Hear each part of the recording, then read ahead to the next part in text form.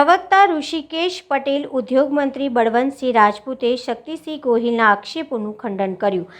સરકારી કોઈ જમીન મિલકતને હરાજી વિના કોઈને આપવી નહીંના આદેશ છતાં રાજ્યમાં જમીનો ફાળવવાનું ષડયંત્ર હોવાના શક્તિસિંહ ગોહિલના આક્ષેપ।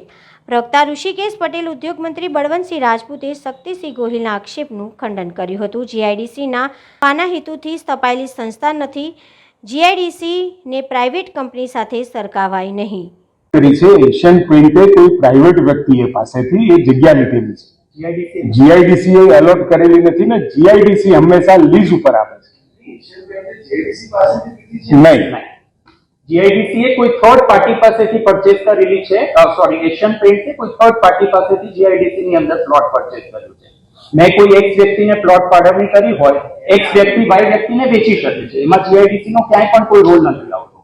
ना एक શું ભાવે વેચે છે, મફતમાં વેચે છે, વધારે ભાવે વેચે છે, GIDC is never કન્સર્ન્ડ with that. સાહેબ, એમણે તમે આક્ષેપો ઉપર ક્લેરિટી કરી, પણ શું કરે એના માટે કમિટીઓ બેસાડવાની જરૂર નથી। બિલકુલ ટ્રાન્સપરન્ટ રીતે આખી પોલિસી બનેલી છે અને ક્યાંય 1 રૂપિયાનું પ્લસ માઇનસ નથી થયું અને એમના માટે જ્યાં દાદ માંગવી હોય ત્યાં દાદ માંગી શકે છે અને કદાચ એ દાદ માંગે અને એક પણ આક્ષેપ એમનો પુરવાર થાય તો હું એમને અભિનંદન આપીશ।